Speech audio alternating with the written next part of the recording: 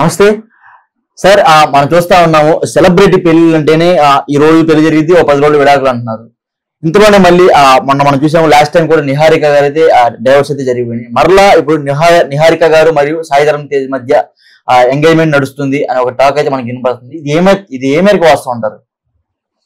అంటే ఇప్పుడు నాగేంద్ర బాబు గారి అమ్మాయి నిహారిక గారితో వాళ్ళ మీనా సిస్టర్, నాగేంద్ర బాబు గారి సిస్టర్ వాళ్ళ కొడుకే కదా. అవునవును, సాయి ధరమ్ తేజ్ ఆయన కూడా మంచి అప్కమింగ్ హీరో. రీసెంట్ గా యాక్సిడెంట్ అయింది, మళ్ళీ రికవర్ అయిపోయారు. మంచి పర్ఫార్మెన్స్ ఉన్న ఆర్టిస్ట్ అతను కూడా. అయితే ఇక్కడ ఏంటంటే మనకు మన సొసైటీలో అప్పుడు మేనరికంలో పెళ్లిళ్ళు చేసుకున్నారు. అవును, ఇప్పుడు వీళ్ళ మేనరికం అనొచ్చు కదా. అయితే ఇక్కడ ఏంటంటే రాను ఏమైపోతుందంటే కొంచెం మేనరికాలు అనే మ్యారేజెస్ జరగట్లేదు. సరే, ఇప్పుడు ఏదేమైనా గతం అనేది ఒక నానుడి మన సమాజంలో ఉంది. దాన్ని మనం ఒక్కసారి ఇప్పుడు వీళ్ళకి అన్వయిస్తే మరి వీళ్ళు కొత్త జీవితాన్ని వాళ్ళు ఇప్పుడు అతను కూడా ఏదో ట్రాజడీ నుండి యాక్సిడెంట్స్ అయ్యి కొంచెం బ్రేకప్ ఆయన కెరీర్ లో కూడా, ఈ అమ్మాయికి కూడా సమ్ బ్రేకప్స్ ఏవో వేరేవి అలాంటి మళ్ళీ కొత్తగా ఒక లైఫ్ ని స్టార్ట్ చేయాలనుకుంటే ఇది ఇట్స్ ఎ గుడ్ సైన్. ఎందుకంటే వాళ్ళకి ఆ బంధాలు ఉన్నవి, మేనరికం బంధం ఉంది. కానీ అండర్స్టాండింగ్ అనేది మిస్ కావద్దు అనేది నా ఆలోచన. ఎందుకంటే మళ్ళీ కొత్త జీవితాన్ని స్టార్ట్ చేస్తున్నారు, గతాన్ని మర్చిపోవాలి. ఇప్పుడు ఆమె చేసుకునే అమ్మాయి కూడా నిహారిక కూడా సాయి ధరమ్ తేజ్కి ఆమె కూడా ఇండస్ట్రియల్ దాని గురించి మరదలు కాబట్టి అవన్నీ మర్చిపోయి ఒక కెరియర్ మీద కాన్సన్ట్రేట్ చేస్తూ తప్పకుండా వాళ్ళకి అవగాహన ఉంటుంది. ఇప్పుడు నిహారిక గారికి నేను చెప్పాల్సిన అవసరం లేదు. ఆ సాయి ధరమ్ తేజ్కి మంచి ఒక గుడ్ ఫ్రెండ్స్ లాగా ముందుకు ఇండస్ట్రీలో ముందుకు ప్రయత్నం చేస్తే బాగుంటుంది అనేది నా అడ్వైస్. అంటే లాస్ట్ టైం కూడా నిహారిక గారి మ్యారేజ్ చేసుకున్నారు, బట్ వాళ్ళ మధ్య సంథింగ్ ఏదో క్లాసెస్ వచ్చినాయి, అండర్స్టాండింగ్ లేకపోవడం కానీ, అదేవిధంగా సమంత నాగ చైతన్య మధ్య కూడా ఇలాంటి పెద్ద పెద్ద సెలబ్రిటీస్ మధ్య కూడా విడాకులు జరిగిపోయి వీరిద్దరికి మరలా పెళ్లి జరిగినా సరే విడాకులు అవుతాయా కాదా అనే దాని మీద మళ్ళీ జనాలు కూడా ప్రశంసలు కురిపిస్తూ ఉంటారు. దాని మీరు ఏం చెప్తారు? అంటే ఇక్కడ ఏంటంటే ఎవరికైనా భగవంతుడు కొన్ని అవకాశాలు మాత్రం ఇస్తాడు. నేను అనుకుంటున్నా ఏది వాళ్ళ జీవితంలో చివరి అవకాశం అనుకుంటున్నాను, ఎస్పెషల్లీ నిహారిక గారి జీవితం. ఎందుకంటే ఇప్పుడు ఆమె అడ్జస్ట్ కావాల్సి ఉంటుంది. కాంప్రమైజ్ లైఫ్ అంటే ఏంటిదంటే సార్, కాంప్రమైజ్ అండి. ఇప్పుడు ఒక భార్యాభర్తల మధ్యలో ఆ కాంప్రమైజ్ అనేది ఉండాలి. మెయిన్ గా ఈగోస్ అనేవి ఉండదు. జనరల్ గా నేనేం చెప్తానంటే భార్య అంటే తల్లితో సమానం. అది భర్తకు ఉండాలి ఆ గౌరవం. అది సెలబ్రిటీ కానీ ఎవరైనా కానివ్వండి.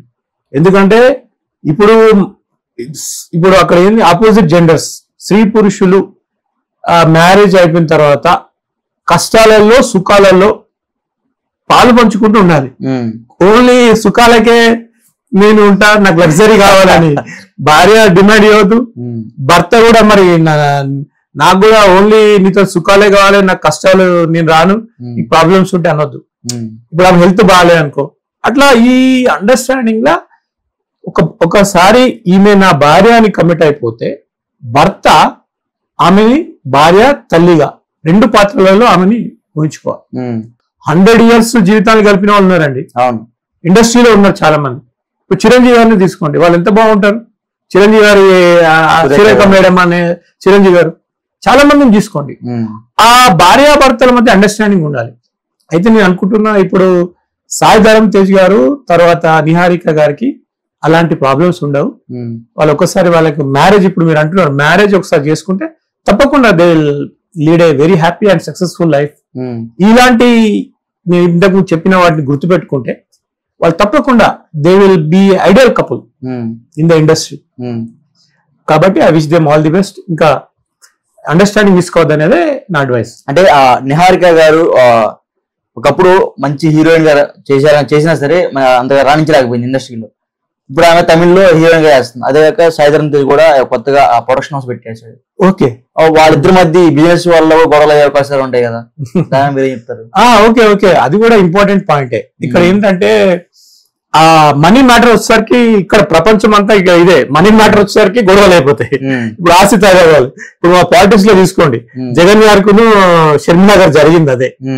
అయితే అక్కడ కూడా కొన్ని ఉండాలి. ఇప్పుడు అలాంటివి నేను ఇండస్ట్రీలో పేరు చెప్పదలుచుకోలేదు. చాలా మంది ఉన్నారు. మరి వాళ్ళని ఆదర్శంగా తీసుకోవాలి. ఇప్పుడు నాగార్జున గారు ఉన్నారు, అమల గారు ఉన్నారు, ఓకేనా? వాళ్ళు కూడా దే బ్యాక్గ్రౌండ్ ఇస్ సేమ్. వాళ్ళు ఒకసారి కపుల్ అయిపోయిన తర్వాత హ్యాపీగా వాళ్ళు ఎంత కష్టపడుతున్నారు, ఎంత ఒకరినొకరు అర్థం చేసుకుని బ్రతుకుతున్నారు. అట్లనే వీళ్ళు వాళ్ళంటే వాళ్ళని ఆదర్శంగా తీసుకోవాలి. ఎందుకంటే అక్కడ దేర్ ఇస్ ఎ పాసిబిలిటీ. ఎందుకంటే ఇప్పుడు ఆ బిజినెస్ దాంట్లో రైవల్ వచ్చే అవకాశం ఉంటుంది. ఈగోస్ కి పోవద్దు. అదే నా కష్టము, నేనే కష్టపడ్డా, ఇది నా ఆలోచన, ఇది నా ప్లాన్, నీ పార్టిసిపేషన్ ఏముంది, నీ హార్డ్ వర్క్ ఏముంది అనే ప్రశ్నలు భార్యాభర్తల మధ్య రావద్దు. ఏది చేసుకున్నా ఒకరినొకరు తగ్గించుకొని కోఆపరేట్ చేసుకొని పోయినప్పుడే వాళ్ళు సక్సెస్ఫుల్ అవుతారు.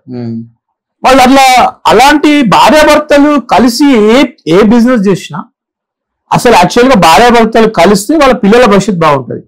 అట్లానే భార్యాభర్తలు ఇప్పుడు ఇండస్ట్రీ లెక్కలు వచ్చింది కాబట్టి వాళ్ళకి అన్ని విషయాలు తెలుసు. ధరమ్ తేజ గారు మంచి డాన్సర్, మంచి ఆర్టిస్ట్, మంచి పర్ఫార్మర్. ఇప్పుడు ఈ నిహారిక గారు కూడా మంచి క్యూట్ హీరోయిన్, బాగుంటుంది. నాగబాబు గారి హైట్, ఫ్యూచర్స్ బాగా సేమ్ అట్లా తండ్రికి నచ్చిన కూతురు లాగా ఉంటుంది. కాబట్టి వాళ్ళు మాడిఫై చేసుకొని మన తెలుగు వాళ్ళు మంచిగా వాళ్ళకున్న ఆ ఫీచర్స్ ని, ఆ హెల్త్ ని వాళ్ళు మంచిగా వాడుకుంటూ ముందుకెళ్ళాలి. ఎందుకంటే ఇవాళ కొంతమంది మనం చూస్తాము కొంచెం హైట్ తక్కువ ఉంటది కానీ పర్ఫార్మెన్స్ ఎక్కువ ఉంటది. నిత్యమైన అయితే ఈ అమ్మాయి నిహారిక అన్ని అంటే మంచి ఫిజికల్ ఫిట్నెస్ ఈమె బాగుంటుంది, నోస్ అంత బాగుంటుంది. ఈ అబ్బాయి కూడా మంచి పర్ఫార్మర్. వాళ్ళకి అన్ని తెలుసు కాబట్టి వాళ్ళు ఇంకా ముందుకెళ్ళి మంచి ఒక ప్రొడక్షన్ హౌస్ స్టార్ట్ చేశారని చెప్పారు. ఇప్పుడు ధరమ్ తేజ మంచి మంచి ఫిలిమ్స్ ఇవ్వాలి, చాలా ఉంది క్రియేటివిటీ, మంచి మంచి ఇంకా వాళ్ళు ఇంకా కొత్త కొత్త ఆర్టిస్టులను ప్రోత్సహించాలి. మీలాంటి టెక్నీషియన్స్ కూడా, మీలాంటి యాంకర్స్ ప్రోత్సహించవచ్చు.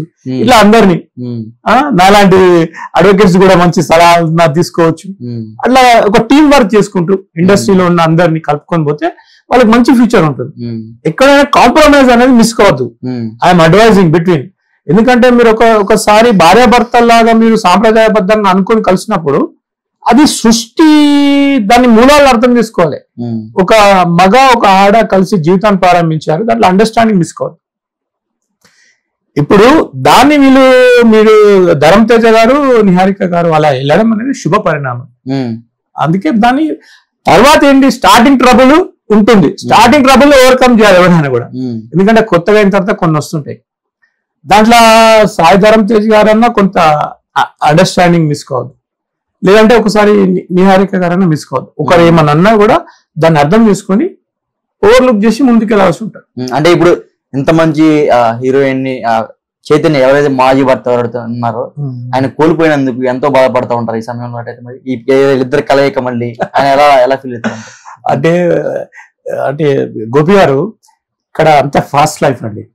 ఇప్పుడు ఎవరు దాని గురించి ఆలోచించట్లేదు.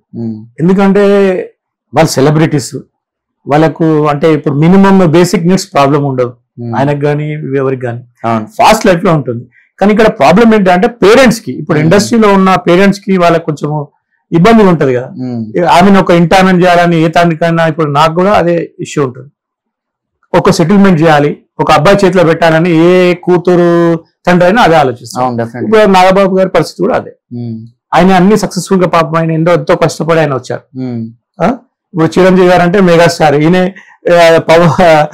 పవన్ కళ్యాణ్ గారు అంటే పవర్ స్టార్, నాగబాబు గారు మంచి ఒక ఫ్యామిలీ స్టార్. ఆయన మంచి ఆయన టీవీ సీరియల్స్ లో తన మంచి వ్యక్తిత్వం, ఆయన మంచి వాక్చాతుర్యం, మంచి ఒక బ్రదర్స్ మధ్యలో కోఆర్డినేషన్ మెయింటైన్ చేసే వ్యక్తి ఆయన, నా అబ్జర్వేషన్ ప్రకారం నాగబాబు గారు.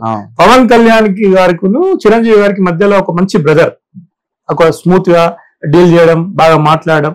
ఆయన మంచి ఒక అన్ని is a multi talented senior most artist. కాబట్టి మరి ఆయన కూడా ఒక బాధ్యత ఉంటుంది, ఆయన ఎట్లా చేయాలి, ఓవర్కమ్ చేయాలని. ఇప్పుడు వీళ్ళు అర్థం చేసుకోవాలి. నిహారిక గారు కానివ్వండి, వాళ్ళు తర్వాత ఇప్పుడు ధరమ్ తేజ్ గారు కానీ, వాళ్ళు దాన్ని అర్థం చేసుకోవాలి. వాళ్ళు కూడా ఒక అడ్వైజర్ ని, ఒక మెంటర్ ని పెట్టుకొని ఫాలో కావాలి.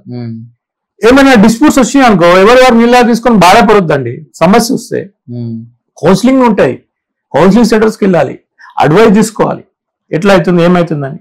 మానసిక విశ్లేషణ చేసే వాళ్ళు ఉంటారు, కొన్ని అడ్వైజర్స్ ఉన్నారు.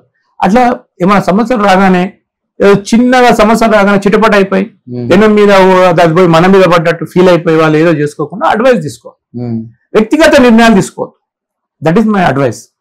Okay sir, thank you sir.